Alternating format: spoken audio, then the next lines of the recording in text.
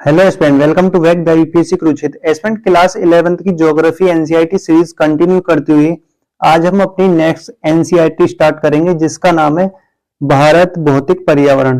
कहने का मतलब है कि इंडियन ज्योग्राफी अब हम स्टार्ट करेंगे। इससे पहले हमने 11th क्लास की वर्ल्ड ज्योग्राफी कंप्लीट कर ली और एक बार आप प्ले लिस्ट में जाना, वहां आपको हिस्ट्री की एनसीईआरटियां या उसकी क्लासेस सभी मिल जाएंगी प्ले लिस्ट में। और फिर इससे पुरानी क्लासेस जैसे कि 6th क्लास की ज्योग्राफी एनसीईआरटी हो या 7th की, तो सभी प्लेलिस्ट में मिल जाएगी, एक बार वहां जरूर जाना। तो अब हम आगे देखेंगे अपनी 11th क्लास की जो हमारी इंडियन ज्योग्राफी है, उसे आज से हम स्टार्ट करते हैं। और ये ज्योग्राफी की एनसीईआरटी आपकी 3 से 4 दिन में कंप्लीटली कवर हो जाएगी। रोज हम अपने 2 चैप्टर इसमें पढ़ेंगे, ठीक है, और 6 चैप्टर हमें इसमें पढ़ने हैं। जैसा कि आप पहला चैप्टर देख रहे होंगे भारत की स्थिति, और दूसरा चैप्टर है संरचना तथा भू आकृतिक विज्ञान, यानी कि भारत के बारे में हमें इसमें पढ़ना है, जैसे भारत के पहाड़ ये सब पढ़ना है इसमें, भू आकृतिक। ओके, फिर तीसरा आ जाता है अफवाह तंत्र, यानी कि इसमें हमें नदियों के बारे में ये सब पढ़ना है। और 4th चैप्टर में भारत की जलवायु, एंड 5th में प्राकृतिक वनस्पति, और 6th में मृदा। ठीक है, तो आपने एक चीज ध्यान दिया कि जितने भी टॉपिक है ना, यहां से प्री में क्वेश्चन तो आता ही है। प्री में तो 100% क्वेश्चन आता ही है, और मेंस में भी 99 पॉइंट चांस होते हैं कि मेंस में भी क्वेश्चन आए। पर प्री में तो 100% देखो सभी से क्वेश्चन आता है। इस चैप्टर से भी आता है, दूसरे चैप्टर से क्वेश्चन आता है, पूछ लेते हैं ना पहाड़ वगैरह कि पर्वत श्रृंखला का कोई पहाड़ दे दिया। नदी से तो क्वेश्चन आता ही है क्रम में लगाने के लिए। जलवायु से तो आपका मेंस में क्वेश्चन आ जाएगा, ठीक है। और प्राकृतिक वनस्पति से भी हर साल क्वेश्चन आता है, मृदा से भी क्वेश्चन आ जाता है, कपास की मृदा से रिलेटेड पहले क्वेश्चन आए हुए। तो ये सभी हम अपने चैप्टर अपने क्रम में देखेंगे, और एनसीईआरटी आपकी ये वाली है, ठीक है। और फिर आगे बचेंगे आपकी 12th क्लास की 2 एनसीईआरटी, जिसमें आपको एक एनसीईआरटी नहीं पढ़नी, एक पढ़नी है 2-4 चैप्टर। तो वो जब आगे आपको किसी क्लास में बता दिया जाएगा, ठीक है। और ये नोट्स आपको टेलीग्राम पर मिल जाएंगे। तो चलो स्टार्ट करते हैं चैप्टर नंबर 1 से ही। तो चैप्टर नंबर 1 का नाम है आपका भारत की स्थिति, ठीक है। तो भारत की स्थिति के बारे में जानना है, ठीक है। बहुत बेसिक सा चैप्टर है, कोई ज्यादा बड़ा नहीं है। ओके, चैप्टर नंबर 1 एंड 2 आज दोनों हम कंप्लीट कर लेंगे।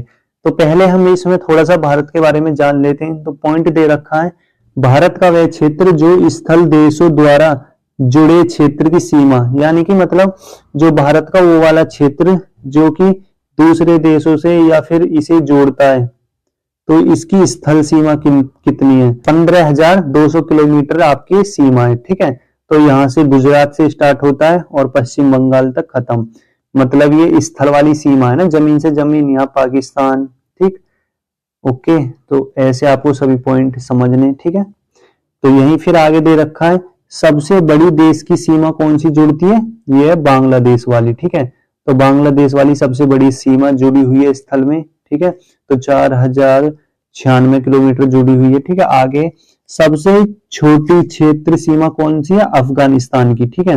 जैसे यहाँ पाकिस्तान हो जाता है तो यहाँ अफगानिस्तान, जो कि भारत से सबसे छोटी सीमा है, ठीक है। छोटे एग्जाम के लिए तो काफी इंपोर्टेंट हो जाता है।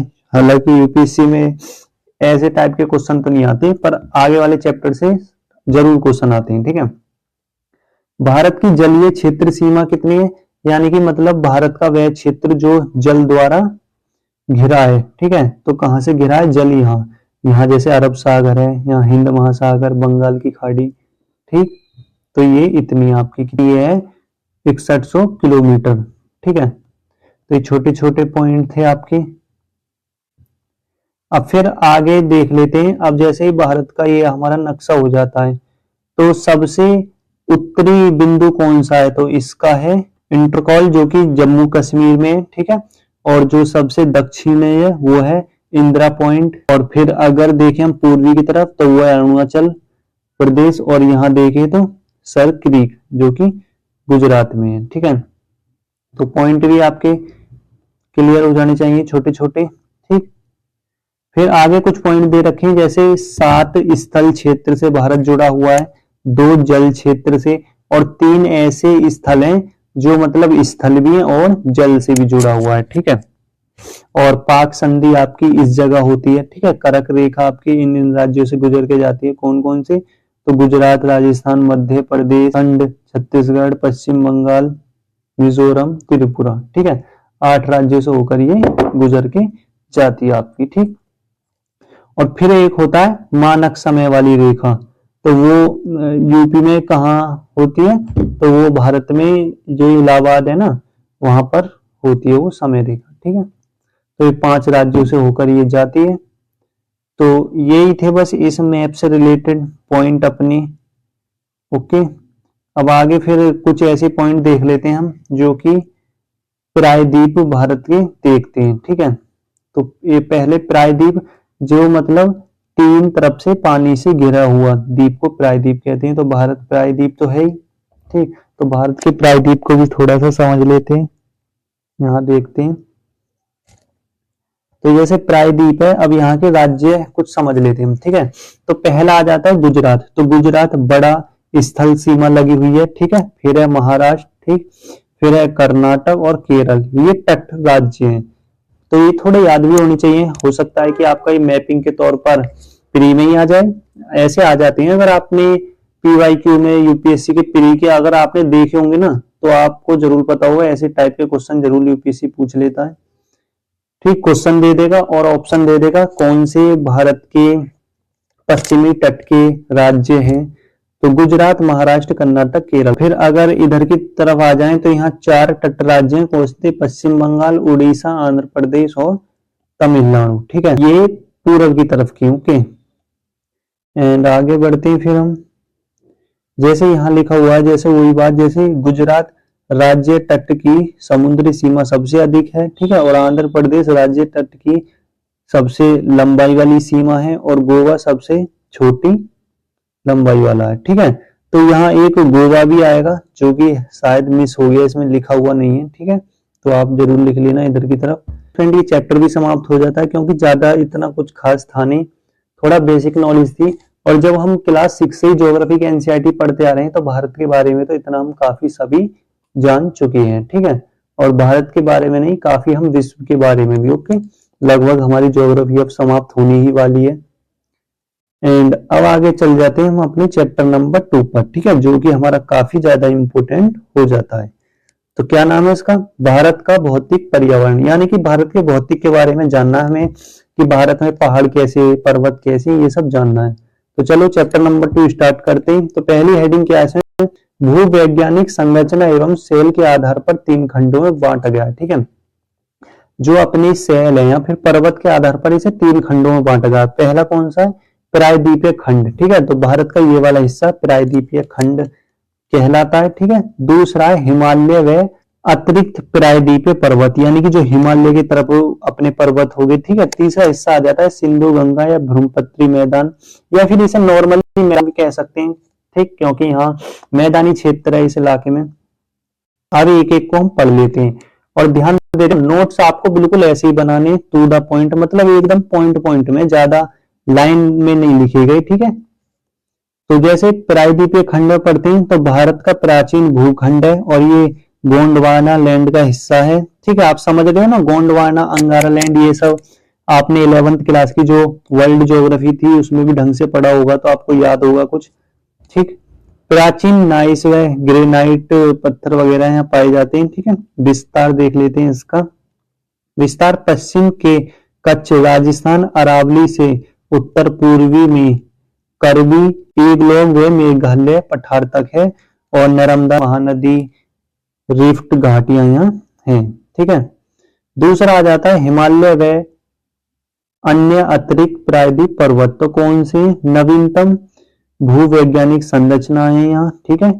विवर्तनिक हलचल होती है, वर्तमान में भी जारी, जैसे कि भूकंप, मतलब अभी जो हिमालय की तरफ है, देखो वहां अब भी ये विवर्तनिक हलचल होती है, यानी कि प्लेट अब भी इधर से उधर खिसकती रहती है, जिनसे ये भूकंप वगैरह ये सब हमें देखने को मिलती है। तीसरा आ जाता है हमारा सिंधु गंगा ब्रह्मपुत्री मैदान, जो कि ये हिमालय का भाग है, ठीक है। प्रायद्वीपीय नदियों द्वारा अवसादीकरण है, और फिर जलोढ़ मैदान, औसत गहराई 1000 से 2000 मीटर की है, ठीक है। आगे आ जाते हैं, फिर आगे भी भारत का वर्गीकरण कर रखा है जो कि ज्यादा इंपोर्टेंट है, उसी के हिसाब से हमें पढ़ना है। तो भारत के भू आकृतिक प्रदेश के आधार पर कौन सा है? उत्तर तथा उत्तर पूर्वी पर्वतमाला, ठीक है। और दूसरा है उत्तर भारत का मैदानी भाग, तीसरा है प्रायद्वीपीय पठार, चौथा है भारतीय मरुस्थल, पांचवा है भारतीय तटीय मैदान और फिर समूह, ठीक। तो पहला आ जाता है हमारा उत्तर तथा उत्तर पूर्वी पर्वतमाला, ठीक है। तो ये हिमालय के बारे में हमें इसमें पढ़ना है। तो देखो सबसे पहले मोटा मोटा समझ के चलो, जो हिमालय तीन उससे मिलकर बना है, ठीक है।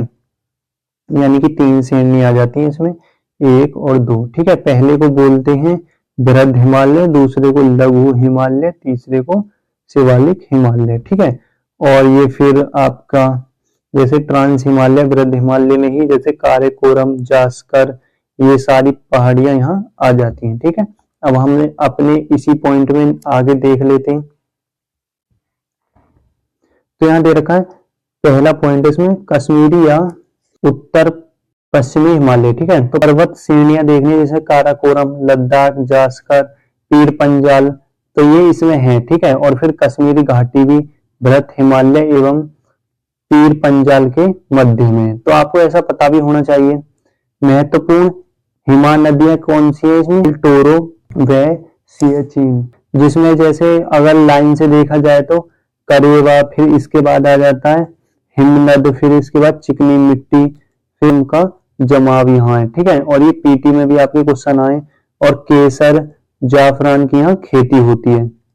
फिर दर्ले जो कि जोर लीला और पीर पंजाल में बनी हाल में है, और ये जास्कर ये है फोटूला, ठीक है। और जो जिला में बृहद हिमालय और लद्दाख श्रेणी यहाँ पर है आपकी, ठीक है। दूसरा आ जाता है फिर लवण जल झीलें। तो यहाँ कौन कौन सी है? एक तो डल है, ये पीटी में भी आपका आया हुआ है, ठीक है। और लवण जल झीलें कौन सी है?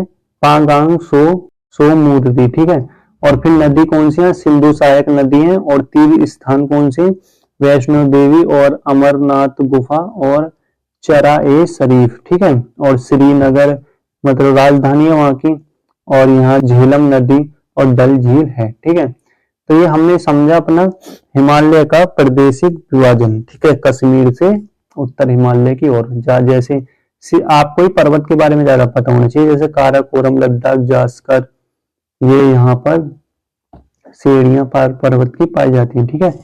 दूसरा आ जाता है फिर हिमाचल और उत्तराखंड हिमालय। तो ये कहाँ है? जैसे सिंधु व गंगा नदी तंत्र में ही, ठीक है।